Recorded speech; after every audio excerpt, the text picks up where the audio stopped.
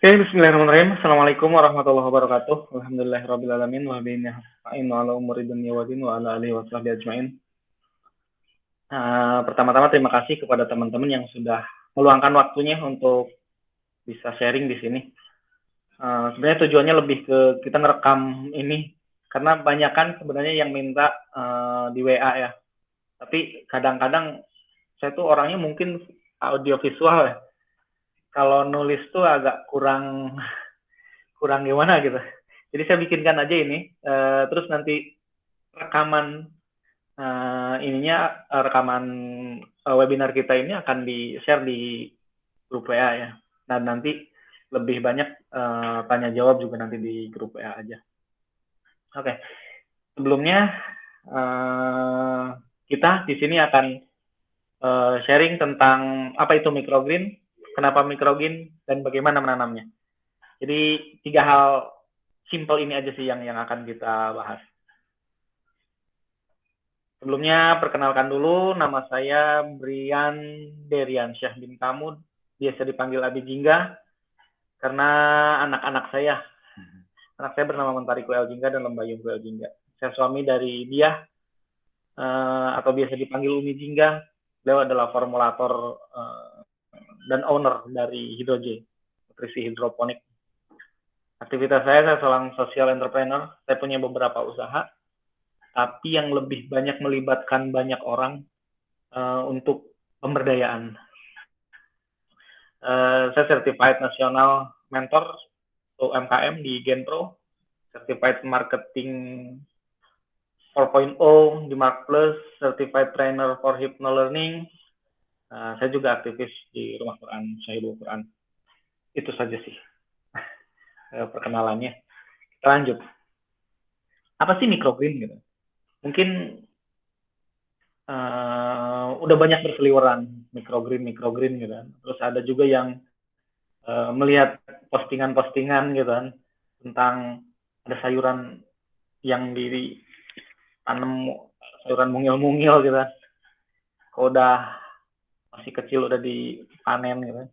Atau juga mungkin lihat di restoran-restoran besar yang pakai garnisnya itu menggunakan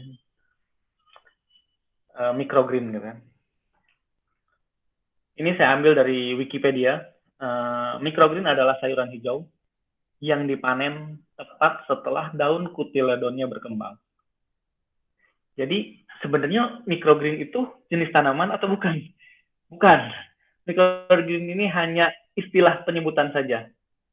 Jadi bukan jenis tanaman tertentu gitu kan. Jadi semua tanaman itu dari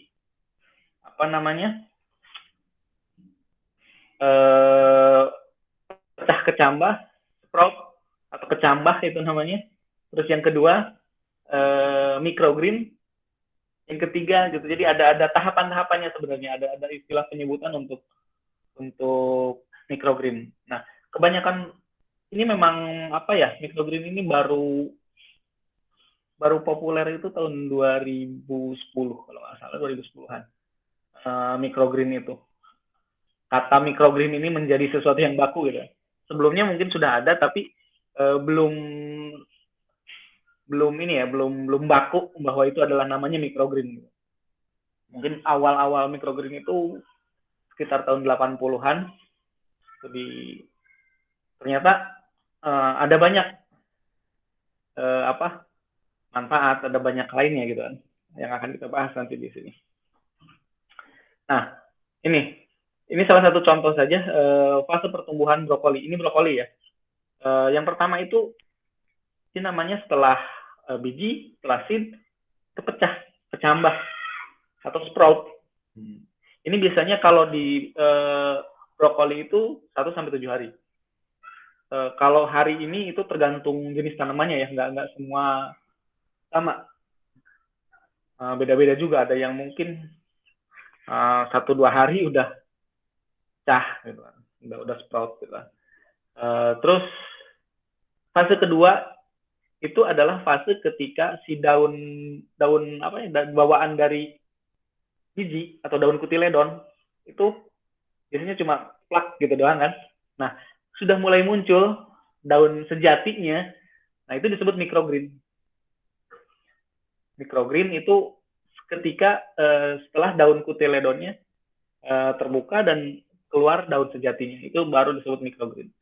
Itu kalau di fase tumbuhnya brokoli itu sekitar 7-14 hari. Terus setelah itu sebutnya baby green. Baby green kalau mungkin teman-teman kalau yang biasa tahu pakcoy, ada yang dijual itu baby pakcoy. Nah itu fase setelah setelah microgreen. Setelah microgreen baru baby green. Nah ada yang dijual, kalau pakcoy itu udah dijual. Itu baby pakcoy. Sebelum ada juga selain pakcoy yang memang dijual usia matang ya. Nah, baru kalau di baby green di brokoli itu usianya antara 30 sampai 50 hari. Nah, kalau usia matangnya itu antara 50 sampai 100 hari. Dan sebenarnya ketika itu udah usia matang ya, usia dipanen untuk brokoli itu. Dan kalau sudah mulai berbunga, biasanya dari mulai 70 hari sampai 100 hari lebih. Itu fase berbunga gitu namanya, fase generatif ya, fase mulai berbunga. Nah, jadi microgreen itu sebenarnya bukan jenis tanaman tertentu, tapi semua tanaman itu mengalami fase itu. Nah, yang disebut microgreen adalah fase ketika daun cotyledon sudah mulai berkembang, mulai ada daun sejatinya, keluar daun sejati. Nah, itulah disebut microgreen. Dan saat itu dipanen. Kok dipanen usia kecil sih? Gitu. Ya, karena ternyata kandungan nutrisi dari microgreen itu bagus banget ketika dipanen usia microgreen gitu kan. Ini ada jenis-jenis tanamannya nih. Yang nomor 1 ini sunflower. Ini sunflower nih. Nomor 1. Ini nomor 2. Ini chia. Tanaman chia. Nomor 3 ini kalau nggak salah basil. Ini nomor 4. Ini kayaknya sama chiasid ini. Nomor 4, nomor 5 ini sesame. Apa sih sesame? Sesame ya itulah. Ini jenis-jenis apa namanya? Jenis-jenis tanamannya. Jadi sebenarnya apapun jenis tanamannya, ketika usianya mencapai usia nah yang ini yang nomor 3 ini sebenarnya belum disebut microgreen. Ini baru disebut sprout atau kecambah. Nah, kecambah baru ke fase microgreen setelah keluar daun sejatinya. Setelah daun cotyledonnya udah berkembang gitu. Nah, jadi kalau ada pertanyaan microgreen itu apakah jenis-jenis tanaman tertentu? Bukan. Jadi microgreen itu adalah fase hidupnya, fase hidup dari tanaman. Nah, yang tanaman yang kita panen di usia microgreen. Seperti itu.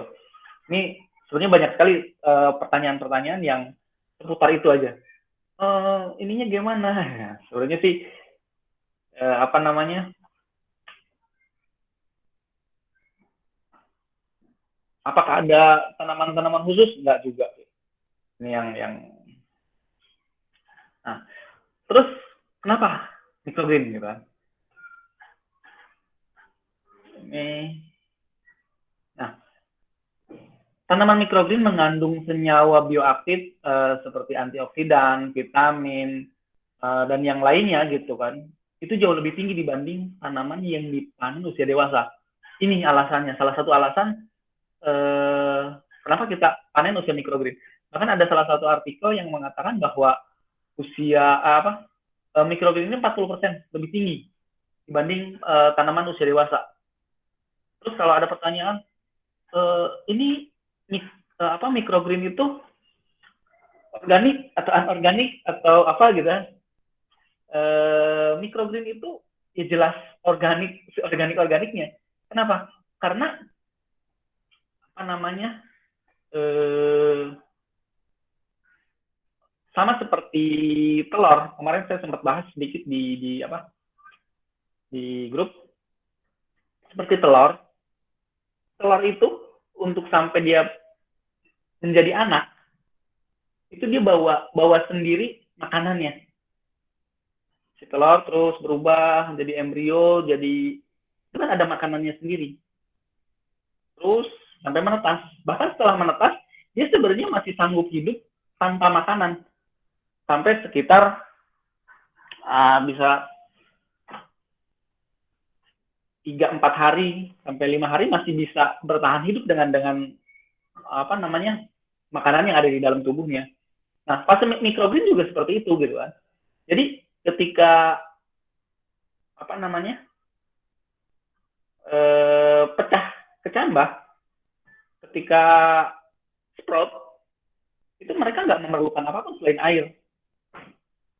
Jadi cukup dengan air saja gitu kan. Bahkan ada apa namanya, media tanamnya pun ada beragam. Ada yang pakai, teman-teman tuh ada yang pakai apa namanya, tisu aja itu udah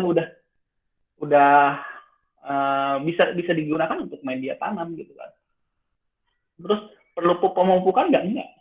Karena tadi dia udah membawa apa namanya, makanan sendiri gitu kan. Sampai dia umur microgreen itu dia masih belum memerlukan makanan tambahan dari luar gitu kan.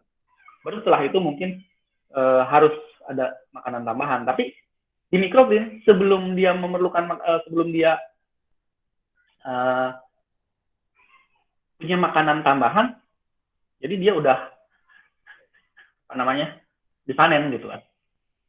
Jadi ini juga salah satu alasannya kenapa microgreen karena kandungan nutrisinya jauh lebih tinggi dibanding tanaman dewasa. Terus kenapa yang lainnya adalah karena microgreen itu simple. Usia tadi dari sisi kita tidak memerlukan lahan untuk nanam microgreen. Cukup pakai apa namanya, pot-pot kecil atau pakai nampan atau pakai apapun, ditaruh di dekat apa namanya, di dekat jendela untuk sinar matahari supaya dia dapat sinar matahari. Itu udah sangat cukup gitu kan. Ini gambar kedua yang di bawah, ini kebetulan dapur saya. Saya punya dapur, di atasnya memang menggunakan apa namanya, fiber ya, si atasnya tuh matahari jadi masuk gitu kan.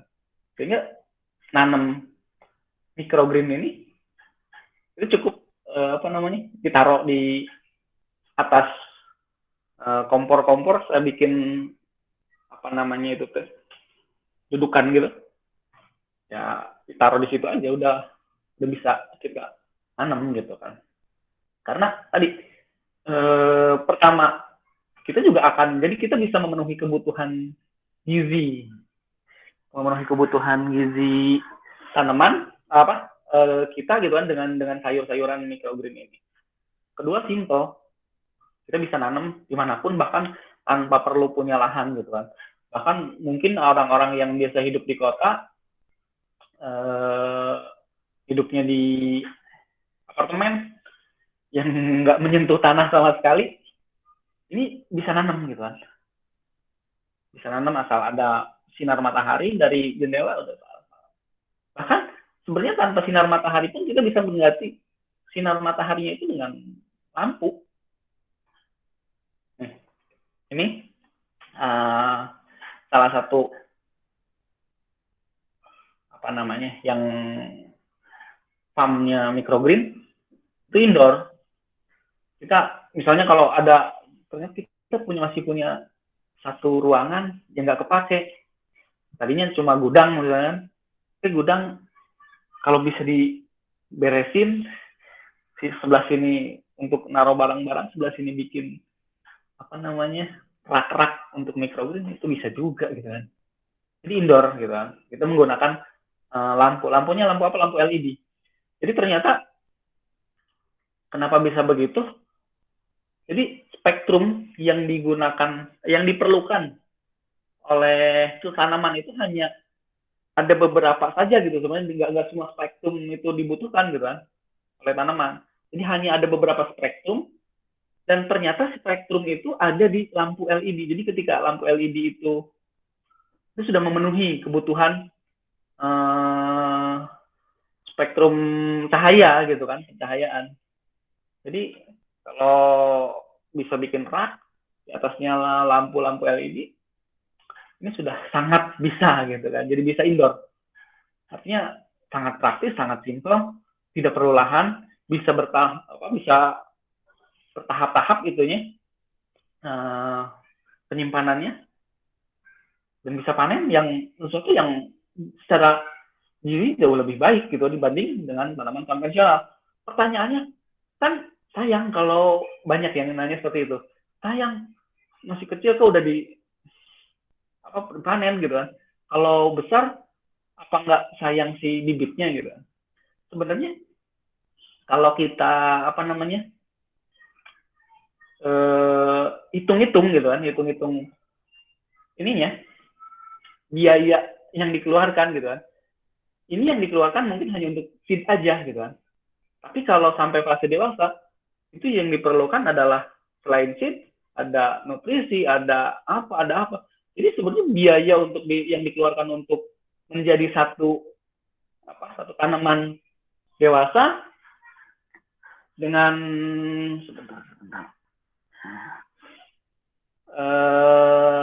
microgreen gitu kan, itu bisa jadi seimbang gitu kan, bahkan jauh lebih murah sebenarnya nanam dengan microgreen gitu kan, nanam microgreen. Jadi kebutuhan nutrisinya kita dapat, tapi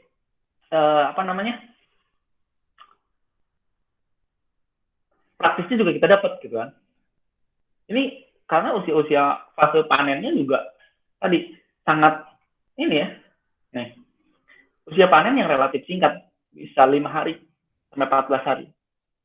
Kenapa bisa 5 hari? Ada banyak tanaman-tanaman yang mungkin jauh lebih pendek usianya. Kalau tadi yang dicontohkan di pertama itu brokoli, itu fase microgreen itu dari 7 sampai 14 hari. Ada banyak juga yang lain yang bahkan 5 hari saja udah bisa panen gitu kan. Artinya sangat simpel sekali gitu kan tanam itu. Dan panennya juga cukup ambil aja terus gunting gitu kan. Udah selesai gitu. Seperti itu. Dan berikutnya bagaimana sih cara nanamnya gitu kan. Nah, kalau untuk nanam yang ini saya rasa saya bawa ada peralatan lengkap di sini. Mungkin saya akan praktekkan aja langsung. Ada beberapa contoh, saya ada ini media tanam, kokopit dan sebagainya. Oke, saya close ininya.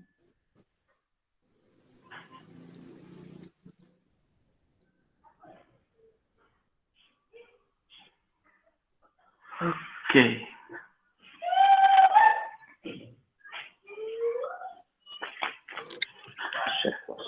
Sebentar, biar saya bisa praktekkan.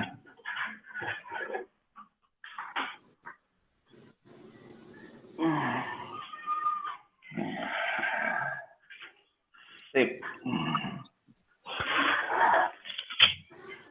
Yang pertama yang dibutuhkan adalah seednya. Ini seednya. Saya ada beberapa jenis tanaman. Sini ada bayam merah. Ini chia. Ini basil. Ini bayam hijau. Terus pertanyaannya, apakah ada perlu sih ini khusus nggak sih gitu kan? Karena sering ada juga pertanyaan, perlu seed khusus nggak gitu, nggak. Sebenarnya seed apa aja udah bisa kok gitu kan. Seed jenis yang banyak beredar di pasaran juga boleh.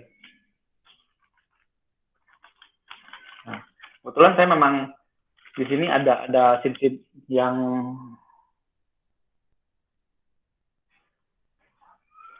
ini nih. Ini memang diperuntukkan untuk microgreen.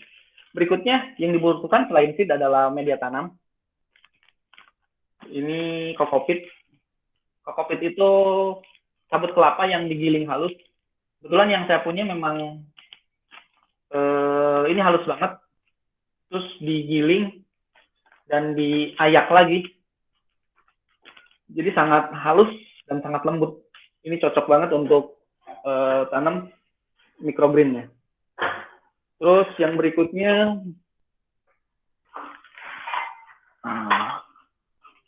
saya lupa. Ternyata tidak ke bawah. Selain pakai kokopit, bisa juga pakai ini rockwool. Ini juga bisa digunakan untuk apa namanya, nanam dengan microgreen. Berikutnya kita butuhkan adalah wadahnya, tempatnya. Ini ada pot kecil seperti ini,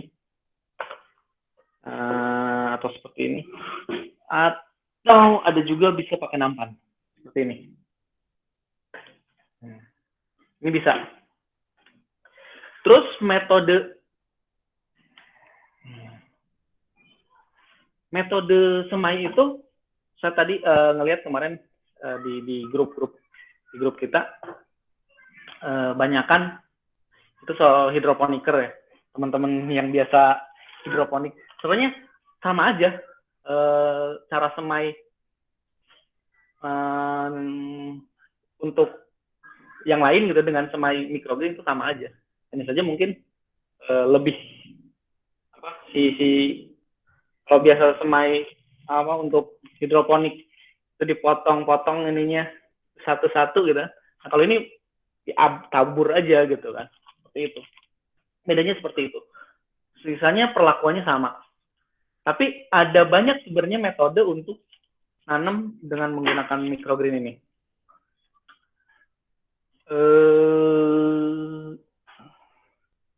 Yang pertama ada yang direndam dulu. Jadi direndam, itu rendamnya juga ada yang ekstrim, bisa sampai apa namanya 1 harian direndam si seednya. Terus setelah direndam ditiriskan, setelah pecah kecambahnya baru ditabur. Ada yang seperti itu, pola pertama. Terus metode kedua juga ada yang direndam tapi mungkin cuma 1-2 jam, setelah itu langsung ditabur. Pola ketiga ada yang sama sekali tidak direndam. Itu saya termasuk yang melakukan itu. Saya sama sekali nggak direndam. Jadi si ini tinggal masukkan, sebentar, ada yang sudah.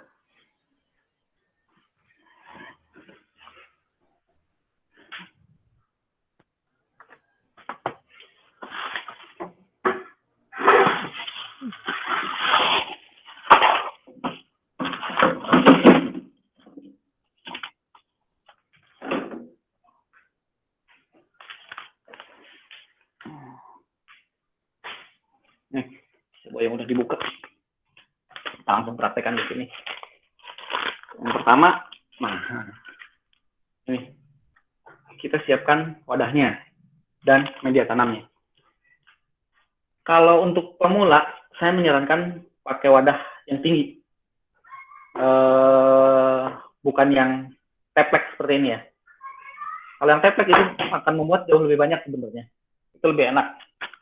Tapi kekurangannya, kalau yang teplek ini ada kemungkinan apa ya? Karena yang dibutuhkan oleh semayan itu adalah kelembapan, bukan air yang basah. Nah, kalau yang ini kalau kebanyakan nyiramnya kebanyakan, itu bisa bikin si seednya itu busuk. Jadi kalau untuk yang pemula-pemula saya sarankan menggunakan pot yang agak tinggi. Kenapa? Karena ketika dia airnya kebanyakan, dia akan turun. Jadi sisi lembabnya dapat lembabnya aja. Jadi nggak sisi beceknya nggak turun terus. Saya akan praktekkan ini. Kita akan coba menanam ini kokopitnya. Ini media ininya, potnya, ke planternya. Kita tuangkan saja.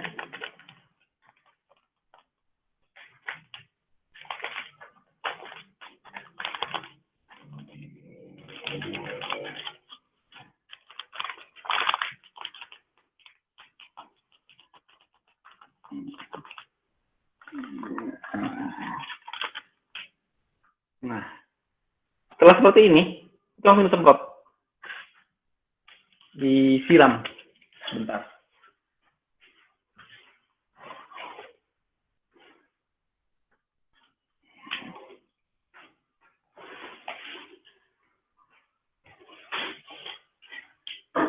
Ini dia. Kita tinggal semprot aja. Seperti ini.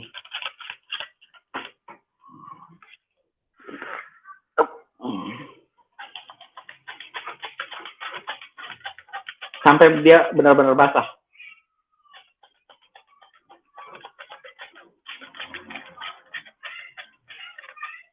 Kalau ini jangan sekedar lembab, di awal itu basah. Nah.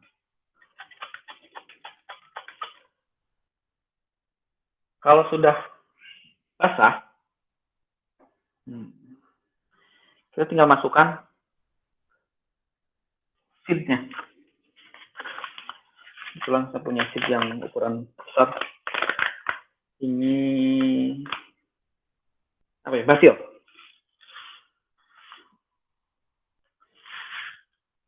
Kemungkinan sekitar 1 sendok teh.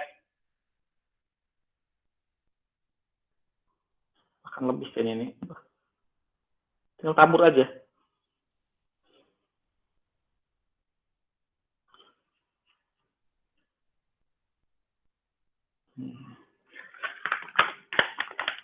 Setelah ditabur, kita semprot lagi pakai spray ini.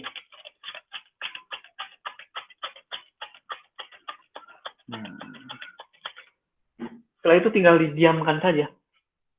Tinggal kita diamkan. Ada beberapa metode juga sebenarnya untuk hal ini. Ada yang orang-orang itu kebanyakan ditutup. Ditutup pakai plastik hitam atau dan sebagainya. Itu fungsinya untuk mempercepat proses pecah kecambah. Terus ada juga yang metodenya harus ditekan. Ada katanya biar si begitu pecah kecambah si akar akan langsung si bakal akar itu ini ke bawah, lari ke bawah. Kalau menurut saya sih, kalau untuk yang ditekan ya, argumennya dia ketika secara naluri ya akan lari ke bawah. Jadi begitu langsung ditaruh di tempat yang teduh, udah aman aja. Sebenarnya saya sih seperti itu kan. Karena saya biasanya melakukan yang seperti ini.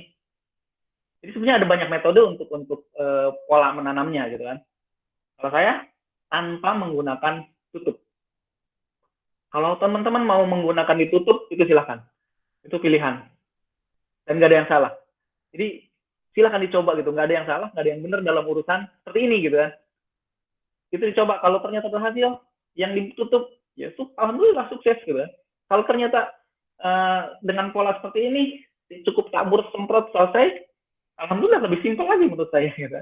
Kalau saya udah seperti ini, udah taruh, udah selesai. Taruh di tempat yang ya tidak terkena sinar matahari langsung juga gitu. Taruh di tempat teduh. Setelah itu udah mulai pecah kecambah, baru saya taruh di di yang ada sinar matahari. Seperti itu. Prosesnya sesimpel itu sebenarnya gitu kan. Jadi tinggal seret-seret selesai. Saya ada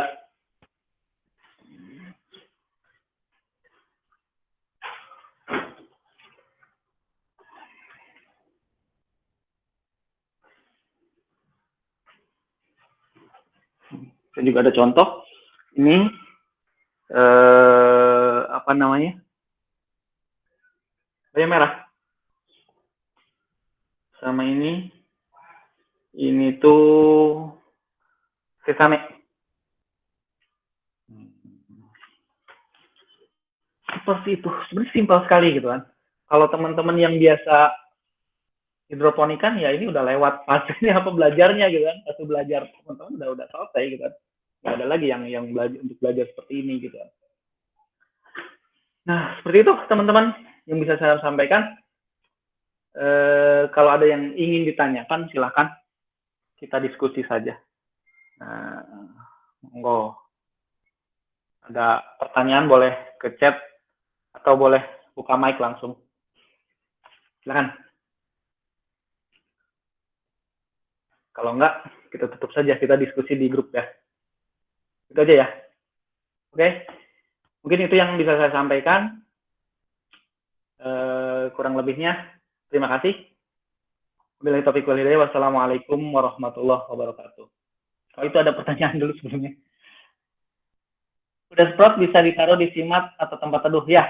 Kalau udah sprout bisa langsung ditaruh di apa namanya tempat sinar matahari langsung juga nggak apa-apa. Kalau udah pecah ya, kalau udah pecah kenapa?